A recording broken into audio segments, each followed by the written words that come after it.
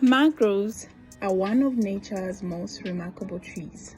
Growing in dense coastal jungles where land meets water, mangroves are a hotspot of biodiversity, providing food and income for local communities while protecting coast and riverbanks. Mangroves are also the lungs of the world, storing up to 7 times more carbon than other forests. But they are under threat, and more than 1/3 of the world's mangrove habitat have been lost in just 20 years. A global effort is underway to reverse this trend. In Senegal and the Gambia, Self-Help Africa is supporting international efforts to regenerate mangrove estuaries.